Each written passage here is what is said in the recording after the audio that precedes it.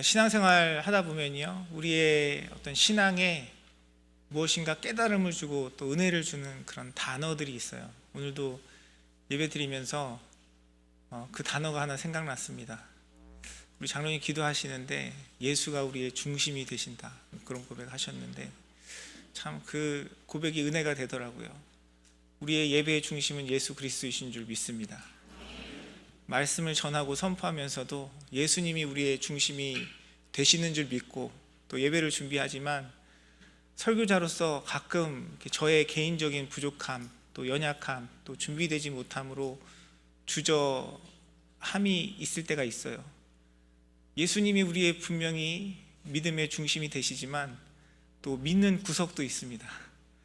우리 예배를 열심히 사랑으로 섬겨주시는 또 찬양팀, 또 찬양대, 설교자로서 부족한 부분이 있어도 열심히 사랑으로 섬겨주셔서 믿는 구석이 되어주셔서 너무 감사드리고, 또 예배뿐만이 아니라 또 사랑의 식탁의 교제 가운데 늘 사랑으로 애써주시고 섬겨주시는 우리 권사님들, 또 우리 성도님들의 귀한 섬김에 감사를 드립니다.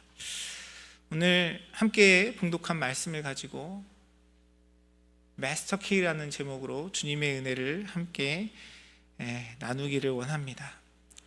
여러분, 지금까지 인생을 살아오시면서 어떤 목표를 두고 그것을 이루기 위해 열심히 애쓰고 노력하신 그런 삶의 경험들이 있으실 거라 생각이 듭니다. 그런데 우리가 어떤 일을 놓고 열심히 노력하고 애쓰고 또 무엇을 이루기 위해서 힘을 쓰지만 우리의 마음과 생각대로 잘 이루어지지 않을 때가 있어요. 내가 분명히 그것을 위해서 애썼지만 실패로 느껴지는 그런 경험을 우리의 삶 속에 경험될 때가 있습니다. 여러분, 어떤 것들이 떠오르시는지 모르겠어요.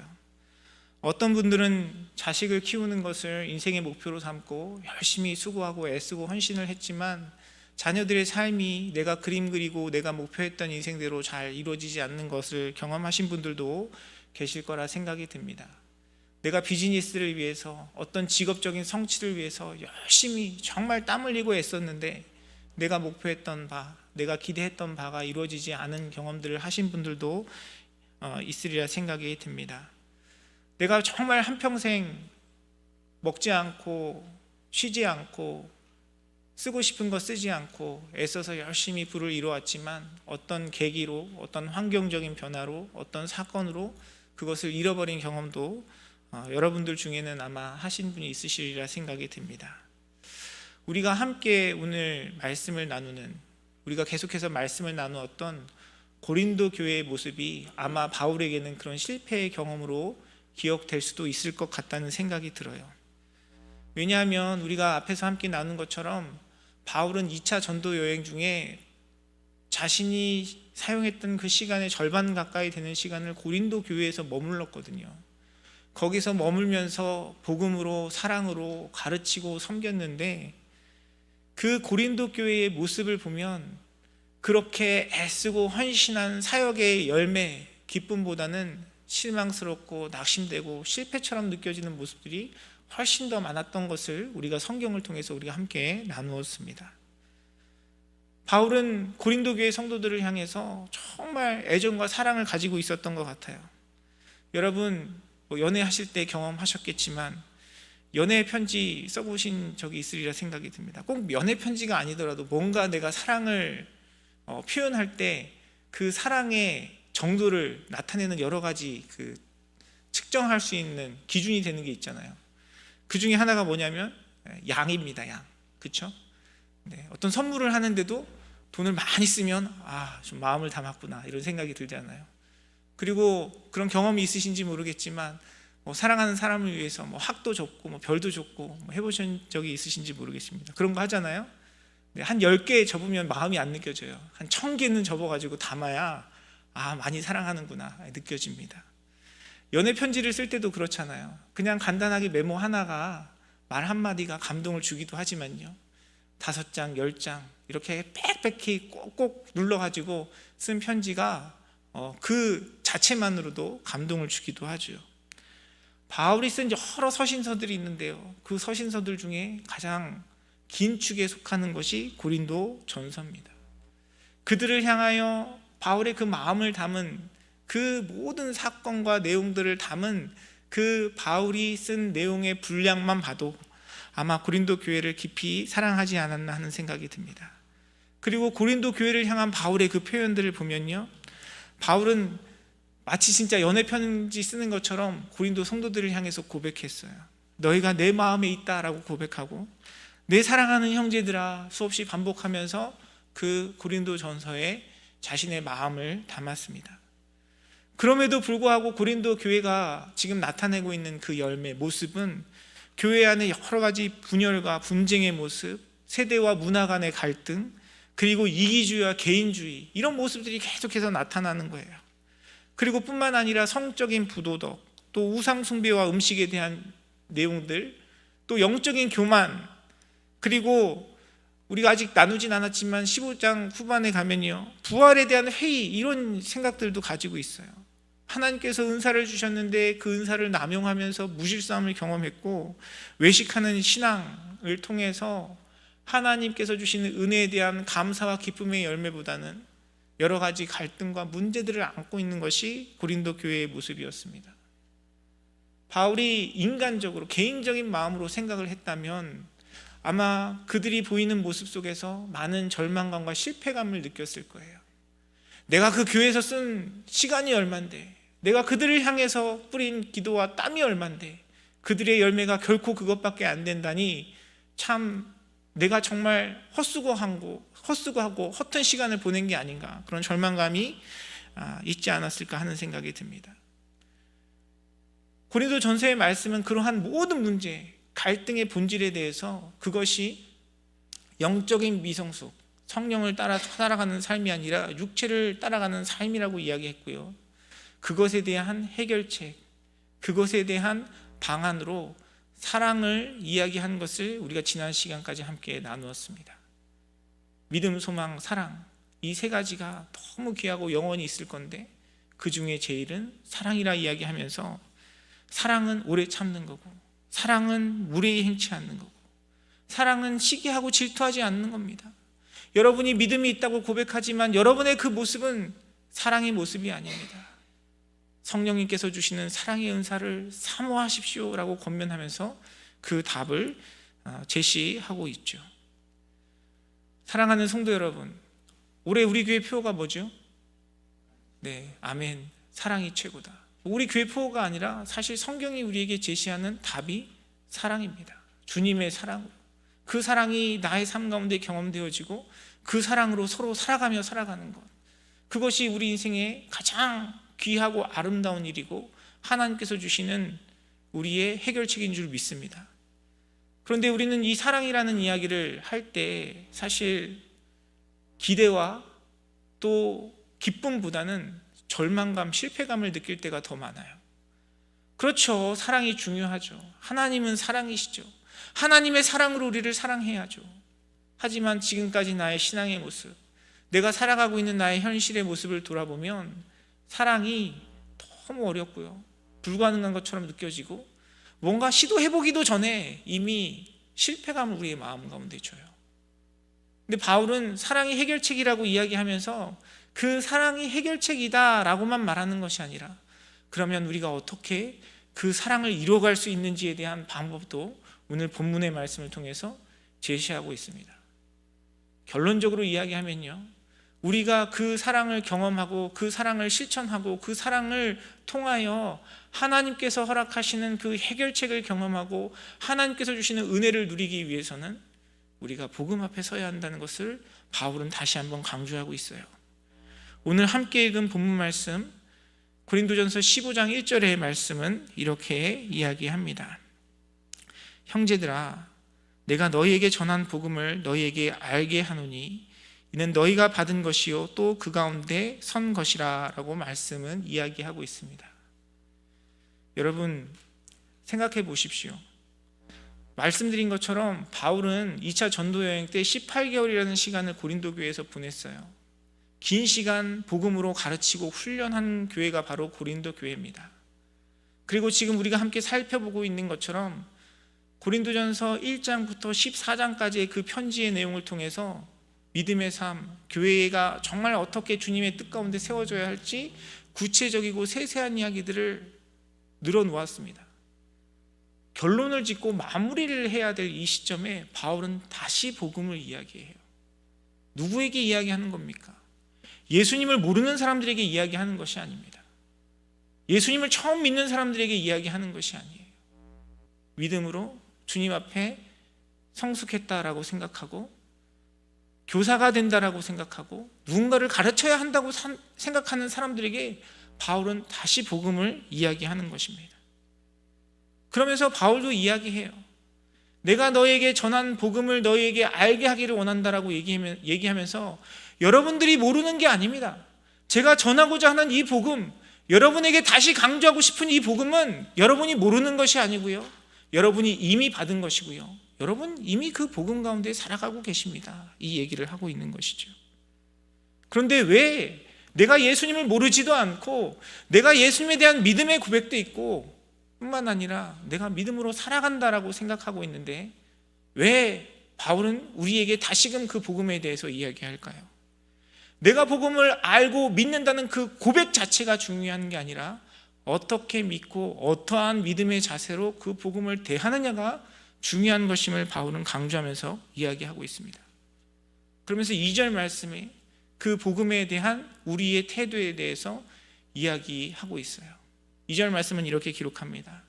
너희가 만일 내가 전한 그 말을 굳게 지키고 헛되이 믿지 아니하면 그로 말미암아 구원을 받으리라 라고 이야기하고 있습니다. 사랑하는 성도 여러분, 우리 인생에 있어서 하나님의 사랑을 경험하고요, 그 사랑으로 이 땅을 살아내는 것이 우리 인생의 모든 문제의 해결책이에요. 그런데 그 해결책이 되는 사랑의 삶을 살아내려면 우리는 복음 가운데 살아가야 해요. 복음을 들어야 하고요, 복음으로 살아내야 하는데 그것이 단지 내 입술과 내 머리로만 고백되는 그 신앙이 아니라 오늘 바울이 이야기하고 있는 것처럼 그것을 굳게 지키고 헛되이 믿지 아니하여야 한다는 것을 바울은 강조하고 이야기하고 있는 것입니다. 사랑하는 성도 여러분, 오늘 바울이 우리에게 권면하는 이 권면의 말씀이 저와 여러분의 삶 속에 우리의 믿음의 고백 가운데, 믿음의 삶 가운데 드러나고 증명되고 경험되어져서 우리 가운데 사랑을 통해 우리의 인생의 문제들을 해결해 가시는 주님의 은혜를 경험하는 저와 여러분의 삶, 우리 믿음의 공동체 되기를 간절히 소원합니다.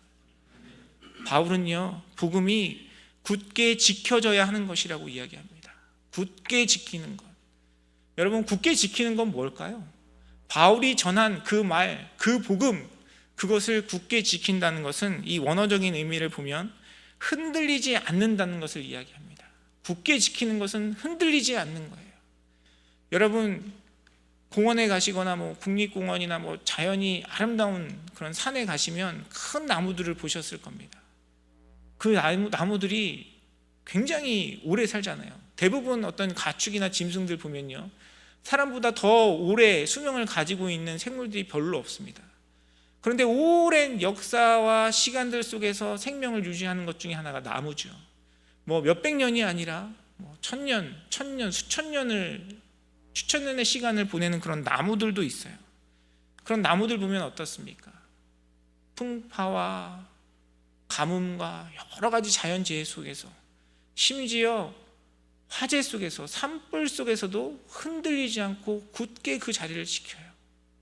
여러분, 복음은 그냥 내가 입술로 고백하고 시인하는 것으로 그치지 않고 그 복음을 굳게 지키는 삶을 이뤄갈 때 하나님께서 우리에게 베푸시는 구원의 능력, 그 복음의 은혜가 우리의 삶 가운데 누려짐을 바울은 이야기하고 있는 것입니다. 내 상황이, 내 형편이 이렇고 저렇고 내 삶 속에서 경험되어지는 나의 감정에 따라서 좌지우지하는 믿음은 굳은 믿음이라고 이야기할 수 없죠. 참된 믿음이라고 이야기할 수 없습니다. 그런데 우리가 살아가고 있는 이 시대를 보면요, 많은 그리스도인들의 삶을 보면, 많은 신앙인이라고 이야기하는 사람들의 모습을 보면요, 굳은 믿음을 찾아보기가 힘들어요. 내 감정에 따라서, 내 형편에 따라서, 누구의 말 한마디 때문에, 누구의 태도 때문에 하나님 앞에 드리는 나의 예배의 자세가 바뀌고요, 하나님 앞에 드리는 나의 섬김의 자세가 달라요. 누가 알아줘야, 누가 인정해줘야, 누가 그것을 가지고 무시하고 누가 그것을 가지고 모함을 하면 어느 순간 그 주님의 사명이라고 붙들었던 것들을 내어 던지고 돌아서는 모습들을 많이 봅니다. 하나님 앞에 드리는 예배도 마찬가지예요. 예배는 누구에게 드리는 겁니까? 예배의 중심은 무엇입니까? 우리가 고백한 것처럼 예배의 중심은 하나님이시고 우리가 고백하는 예수 그리스도세요. 그런데 예배의 자리에서도 항상 내 마음과 내 기분이 중심이 되는 우리의 모습들을 돌아보게 됩니다. 사랑하는 성도 여러분, 바울이 권면하고 있는 것처럼 이미 우리에게 들려진, 이미 우리가 서 있는 그 믿음 가운데, 그 복음 가운데 굳게 지키는 사랑하는 성도님들의 삶이 되시기를 주님의 이름으로 축원합니다. 우리가 그 굳은 믿음 가지고 있지 않으면 하나님께서 우리에게 베푸신 복음과 능력이 우리의 삶 가운데 열매로 능력으로 나타날 수가 없어요. 바울은 또한 우리에게 이야기합니다. 우리가 그 복음 가운데 헛되이 믿지 않아야 한다라고 이야기해요. 헛되이 믿지 않아야 한다고 이야기합니다. 여러분, 믿으면 믿고 안 믿으면 안 믿는 거지 헛되이 믿는 것은 무슨 의미일까요? 이 원어적인 의미를 보면 헛되이 믿는다는 것은 믿음의 고백이 삶 속의 원리와 능력으로 작용하지 않는 것을 이야기합니다. 헛되이 믿지 말라는 것은 나의 믿음의 고백이 나의 입술의 고백, 나의 생각의 고백뿐만이 아니라 나의 삶의 능력으로 나타나야 한다는 것이죠. 말로만, 입술로만 고백하는 것이 아니라 내가 그 믿음으로 살아가야 한다는 것을 바울은 강조하면서 이야기하고 있습니다.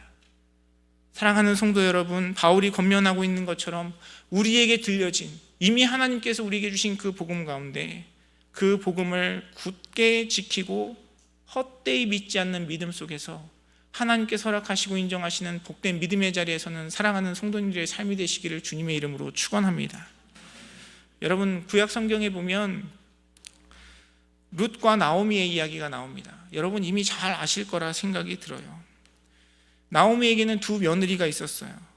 룻과 오르바라는 며느리가 있었습니다. 불행하게도 나오미의 인생에는 여러 가지 고난과 아픔이 있었습니다. 남편도 죽고요, 사랑하는 아들들도 일찍 죽음을 맞이해야 했어요. 요즘은 여성분들이 더 능력 있고 더 많은 일들을 이루어 가시지만 나오미가 살았던 그 시대 속에서는, 특별히 자신의 민족을 떠나 이방 땅에서 생활하고 있는 그들의 삶 가운데는 남편이 없다는 것, 가정에 남자가 없다는 것은 그들의 생존의 위기가 달린 문제입니다. 그 상황 속에서 나오미는 이방 여인이었던 두 며느리에게 자신들에게 갈 길을 가라고 이야기해요. 룻과 오르바 모두 처음에는 시어머니와 함께, 어머니와 함께, 어머니의 민족과 함께 삶을 이루어가겠다고 이야기를 합니다. 그런데 이 나오미의 만류 속에서 오르바는 자기의 길을 찾아가요. 여러분, 우리는 결코 오르바를 비난할 수 없어요.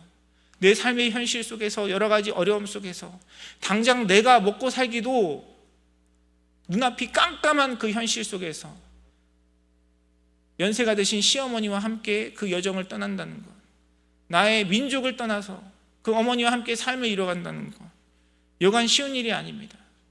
그리고 내가 도망간 게 아니잖아요. 내가 시어머니와 함께 하겠다고 이야기했는데 시어머니가 굳이 가라고 말리시니까 뭐 갈 수도 있는 거 아니겠습니까? 그런데 그 상황 속에서 룻은요, 시어머니의 만류에도 불구하고 끝까지 그 자리를 함께 합니다. 시어머니와 자신의 민족을 버리고 어머니의 그 민족을 향하여 그 발걸음을 옮기고 믿음의 여정을 나아가요. 그 여인이 이방 여인이었지만 남편을 통해서, 새로 이룬 가정을 통해서 경험한 그 하나님을 믿고 신뢰하며 고생의 길, 죽음의 길, 연단의 길로 가는 거죠. 상황적으로, 환경적으로 자신의 감정, 현실을 생각하면 갈 수 없는 그 길이지만 그 여인의 마음의 심령 가운데 하나님을 향한 믿음이 있었기 때문에 주님께서 기뻐하시는 그 길을 선택하고 순종하며 나아갔던 것입니다. 룻의 믿음은 헛된 믿음이 아니었어요. 입술로만 고백하는 믿음이 아니었습니다. 삶의 현실과 내가 지금 경험할 수 있는 인생에 대한 두려움과 불확실성 속에서 인간의 생각과 육체의 방식으로 선택하는 것이 아니라 하나님을 향한 믿음의 방식으로 선택하는 길을 나아갔기 때문에 하나님께서 그 여인의 인생을 책임져 주시고 그 여인의 삶 속에 하나님의 능력을 나타내 주신 것입니다. 사랑하는 성도 여러분, 우리가 주님 앞에 듣고 고백하고 경험하는 복음은 그런 것이어야 해요. 우리가 말로만 입술로만 행하는 것이 아니라 내 삶의 현실 속에서, 우리가 살아가고 있는 일상 속에서 나의 감정에 따라, 나의 형편에 따라, 나의 상황에 따라 좌지우지되는 믿음이 아니라 나의 삶으로 살아내는 그 복음, 그 믿음 앞에 설 때에 하나님께서 베푸시는 구원과 능력이 저와 여러분의 삶 가운데 나타나는 것이고, 우리가 그 자리에 설 때에 진정으로 나를 사랑하시는 주님의 사랑이 우리의 심령과 우리의 삶을 주관하여 우리 인생의 모든 갈등과 문제를 해결하는 하나님의 마스터키로 우리 인생 가운데 경험될 수 있는 것입니다. 바울은 그러한 삶으로 우리를 초청하면서 2절 말씀에 보니까 이렇게 이야기해요. 그로 말미암아 구원을 받으리라 라고 이야기합니다. 그로 말미암아 구원을 받는데요, 여러분 앞서 말씀드린 것처럼 지금 이 이야기를 듣고 있는 고린도 교회 성도들이 예수님을 안 믿는 사람들이 아니잖아요. 여러분, 바울이 선포하는 이 시점에서 이 사람들이 천국 갈 거냐 지옥 갈 거냐 묻는다면 다 천국 갈 사람들이 대부분일 것입니다. 근데 왜 바울은 그들에게 구원을 받으리라 라고 이야기할까요? 원어를 보면 이 구원을 받으리라 라는 표현은 미래형으로 쓰여져 있어요. 미래형, 구원을 받을 것이다. 그런데 이 문법의 사용의 특징을 보면요, 그것이 지금 현재와는 상관없이 미래에 일어나는 일이 아니라 그 구원의 지속성과 점진성을 강조하면서 이야기하는 것입니다. 구원을 베푸신 하나님의 은혜 속에서 그것이 우리 가운데 이미 주어졌지만, 바울이 권면하고 있는 것처럼 그 복음을 굳게 지키고 그 복음 가운데 그것을 헛되이 믿지 않으면 그 구원의 능력이 우리의 삶 가운데 더욱더 풍성히 경험되어지고 그 구원이 우리의 삶 가운데 더욱더 온전히 이루어질 것이라는 것을 바울은 이야기하고 있는 것입니다. 사랑하는 성도 여러분, 오늘 말씀이 우리에게 권면하고 있는 것처럼 저와 여러분의 삶 속에 이미 들려주신 그 주의 복음 가운데 그 복음을 굳게 믿고 헛되이 믿지 아니함으로 저와 여러분에게 허락하신 하나님의 구원을 더욱더 풍성히 누리는 복된 자리에 서시는 사랑하는 성도님들의 삶이 되시기를 주님의 이름으로 축원합니다. 우리 인생에 있어서 구원을 얻는다는 것, 예수님을 믿고 천국에 간다는 것 너무너무 중요한 일이에요. 그런데 성경은 우리가 예수님 믿고 죽어서 천국에 가는 것만 이야기하지 않아요. 내가 예수 그리스도를 믿는 그 믿음으로 말미암아 이미 하나님 나라가 우리에게 임했대요. 내가 믿는 그 믿음으로 말미암아 이미 구원이 우리에게 주어졌대요. 예수님을 믿는 믿음으로 죽어서 이 세상의 종말 이후에 천국에 가는 것만이 중요한 것이 아니라 내가 지금 나에게 주신 그 복음, 나에게 허락하신 그 말씀 가운데 믿음으로 반응하고 헛되이 믿지 않는 그 믿음 속에서 그 복음을 굳게 지키면 내가 살아가고 있는 나의 일상 속에서 주님께서 베푸신 구원이, 하나님 나라의 영광이 누려지고 그 풍성함을 온전히 누리며 이 땅에서도 천국을 맛보아 하나님 베푸시는 축복과 은혜 가운데 복된 삶을 이뤄갈 수 있을 것이라고 바울은 이야기하고요, 우리가 그렇게 주님 안에 믿음으로 반응할 때 바울이 우리에게 제시한 그 사랑의 해결책이 우리의 삶 가운데 능력이 되어 우리 삶에 경험되어지는 여러 가지 갈등과 문제와 고난과 환난 속에서 하나님 주시는 승리를 이뤄갈 수 있다는 것을 성경은 가르치고 있는 것입니다. 저와 여러분의 삶 속에 그러한 은혜를 누리는 축복된 자리에 서는 하나님의 인도하심과 능력이 경험되어지기를 간절히 소원합니다. 바울은 또한 그 복음에 대해서 이야기하면서 오늘 본문 말씀에 보니까 우리에게 베푸신 그 구원에 대해 예수 그리스도의 죽으심과 부활에 대해서 이야기합니다. 3절과 4절의 말씀은 이렇게 기록하고 있어요. 내가 받은 것을 먼저 너희에게 전하였느니 이는 성경대로 그리스도께서 우리 죄를 위하여 죽으시고 장사 지낸 바 되셨다가 성경대로 사흘 만에 다시 살아나사라고 이야기합니다. 여러분, 아마 고린도 교회 성도들은 이 바울의 편지를 읽으면서 이 1장부터 14장까지의 내용, 15장의 내용을 들으면서 어떤 사람들은 그렇게 생각했을지도 모르겠어요. 뭐 다 아는 얘기인데 뭐 또 이 얘기를 하고 계십니까? 뭐 이렇게 얘기할지 모르겠습니다. 아마 이 자리에 말씀을 듣는 우리 성도님들의 마음 가운데도 뭐 십자가 부활 우리 맨날 이야기하는 거고 맨날 찬양하는 거고, 그렇죠, 우리가 예수님의 십자가 부활을 믿죠, 이렇게 생각하실지 모르겠어요. 그런데 바울은 왜 사랑에 대해서 이야기하면서, 복음에 대해 이야기하면서 왜 예수님의 십자가 부활을 다시 한번 이야기할까요? 여러분, 왜냐하면 이 십자가 부활이 우리 믿음의, 우리의 삶의 본질이고 핵심이기 때문에 그래요. 여러분, 예수님께서 나를 위해 십자가 지셨다는 그 의미는 무엇입니까? 그냥 예수님께서 나의 죄를 위해서 대신 십자가 지신 것만이 아니라 내가 그리스도와 함께 십자가에 못 박혔음을 성경은 선포하고요, 그것을 우리가 믿음으로 받아들이고 수용하고 그렇게 살아가야 한다라고 이야기하고 있습니다. 이미 저와 여러분의 삶은 그리스도와 함께 십자가에 못 박힌 인생이기 때문에 예수님께서 우리의 모든 죄와 허물을 용서하셨고 그걸로 인한 우리 인생의 저주와 심판을 이미 거두어 가주셨어요. 사랑하는 성도 여러분, 내가 그리스도와 함께 십자가에 못 박힌 그 사실이, 그 진리가 저와 여러분의 삶 속에, 우리의 매일의 일상 가운데, 우리의 심령 가운데 믿음으로 고백되어지기를 주님의 이름으로 축원합니다. 우리가 그것을 믿는다면요, 죄악된 우리의 습관 속에서 우리는 핑계할 수 없어요. 왜냐하면 이미 예수님과 함께 우리는 십자가에 못 박혀진 자기 때문에 더 이상 그 죄와 사망의 권세가 우리를 통제할 수 없습니다. 물론 연약한 육체 가운데 살아가기 때문에 우리에게 시험이 있죠. 우리에게 유혹이 있습니다. 그러나 이미 예수님께서 십자가의 죽으심으로 그 사망의 권세를 거두어가 주셨기 때문에 우리에게는 예수님을 닮아가고 죄악을 이길 수 있는 소망과 능력이 이미 우리 가운데 주어진 거예요. 내가 그 십자가를 믿기 때문에 우리의 실족함 속에서 낙심하지 않고 포기하지 않고 합리화하지 않고 예수 그리스도를 닮아가도록 우리의 삶을 채찍질하며 주님을 향하여 다름질 칠 수 있는 것입니다. 그리고 그것보다 더 중요한 것은 무엇이냐면 예수님이 그 십자가 사랑으로 우리를 사랑하여 주셨기 때문에 나도 나의 죄악과 나의 연약함을 받아들이고 용납하고 용서하고 수용해야 한다는 것을 우리는 기억해야 할 것이에요.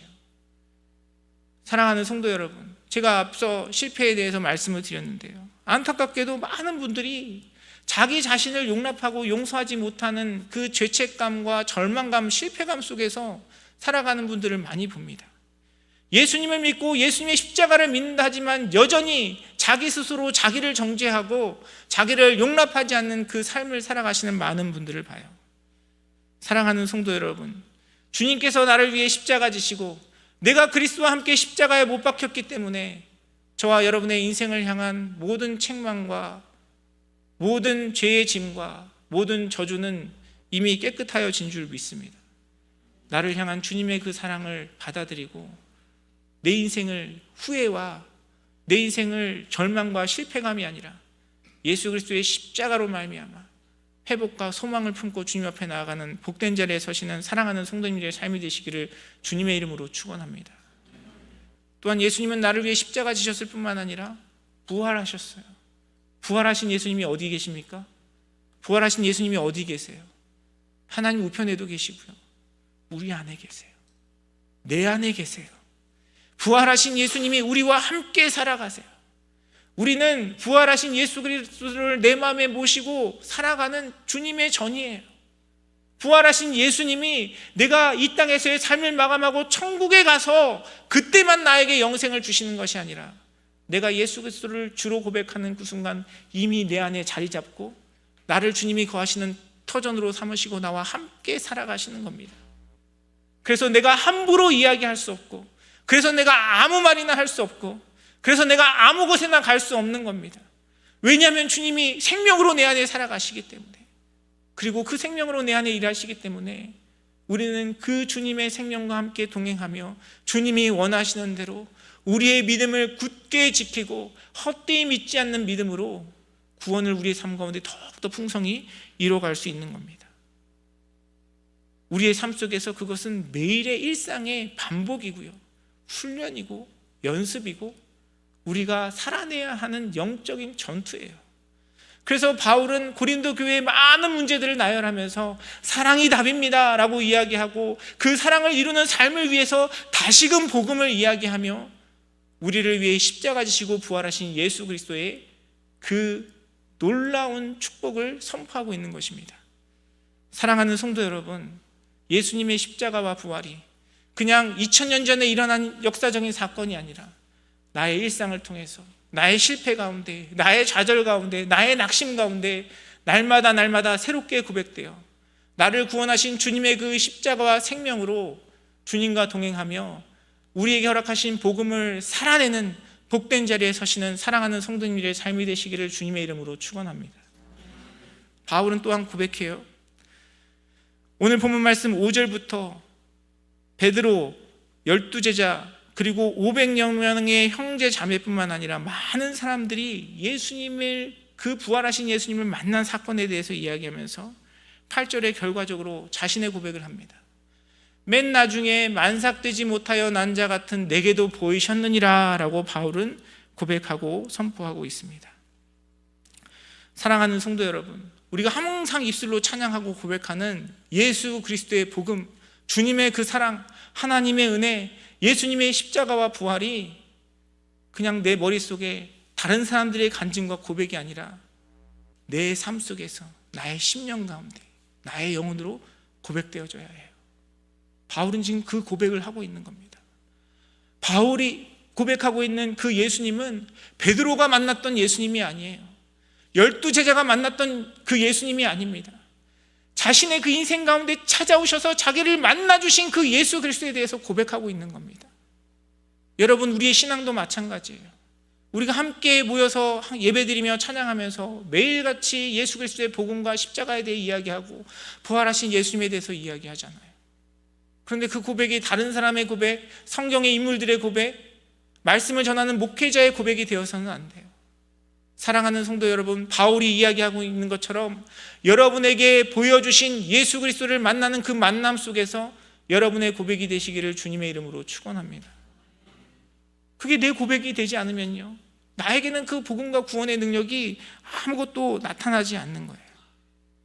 바울은 그 자기가 만난 예수님에 대해서 고백하면서 자신의 모습에 대해서 이야기해요. 만삭되지 못하여 난 자와 같은 내게도 라고 이야기하고 있습니다. 만삭되지 못해서 난 자로 자기를 표현하고 있어요. 여러분, 요즘은 만삭되지 못해서 나면 어떻게 합니까? 인큐베이터 가면 되잖아요.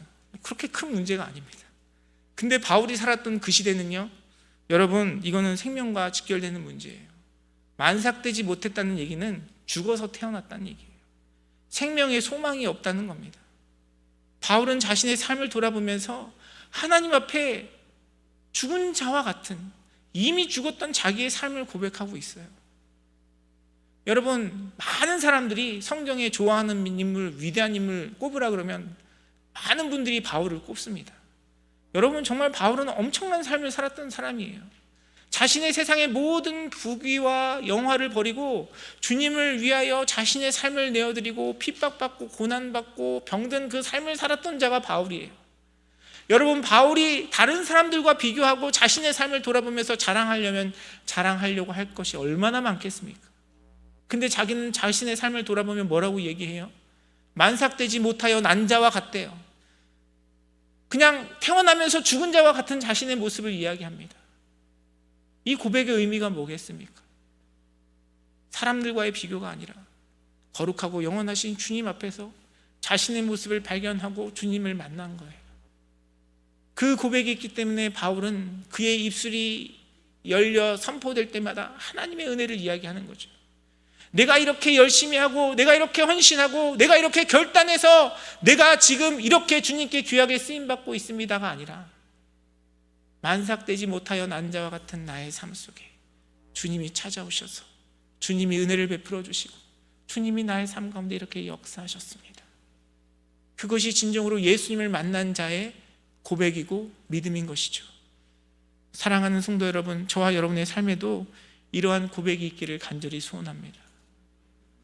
여러분, 신앙생활 한다 그러면서, 교회 생활 한다 그러면서 자기 자랑하는 사람들 너무 많이 만나요. 내가 이렇게 헌신했더니, 내가 이렇게 결단했더니, 내가 이렇게 살았더니. 그 사람 예수님 만난 사람 아니에요. 예수님 만난 사람이 어떻게 그렇게 자기 자랑을 합니까? 성경이 우리에게 뭐라고 이야기해요? 누구든지 자기를 부인하고 나를 쫓지 않으면 천국에 들어올 수 없대요. 예수님께서 우리에게 분명히 그렇게 이야기하고 계시는데 어떻게 자기 자랑을 그렇게 할 수 있어요? 바울도 자기의 삶에 대해서 만삭되지 못하여 난자와 같다라고 이야기하는데, 여러분, 어떻게 우리가 하나님 앞에 작은 섬김을 드리고 하나님 앞에 우리의 작은 헌신을 통해서 그것을 통해서 인정받기를 원하고 나를 세울 수 있겠습니까?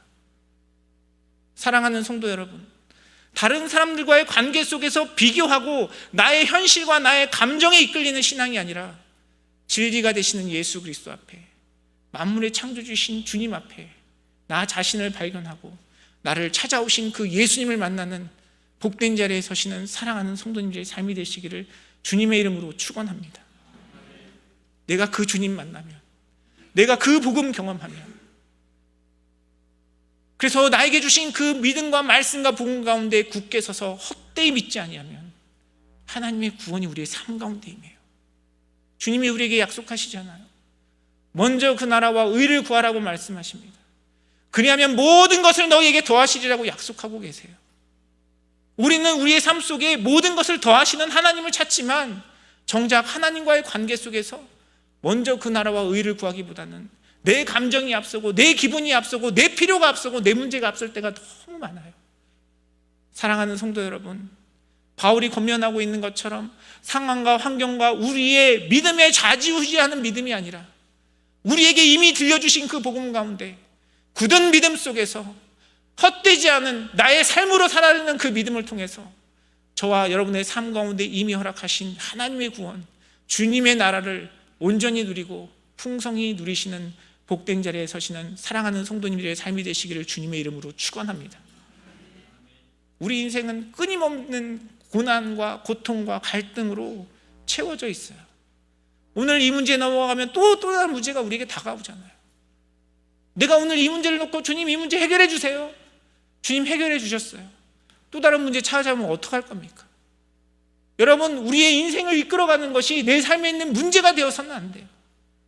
저와 여러분에게 이미 들려주신 그 예수 그리스도를 붙드는 그 믿음 속에서 그 복음으로 말미암아 하나님 주신 사랑으로 충만하여 그 사랑으로 이 땅을 살아내고 우리의 믿음의 공동체를 이뤄가고 하나님께서 허락하시는 진정한 자유와 평강을 누리시는 복된 자리에 서시는 사랑하는 성도님들의 삶이 되시기를 주님의 이름으로 축원합니다.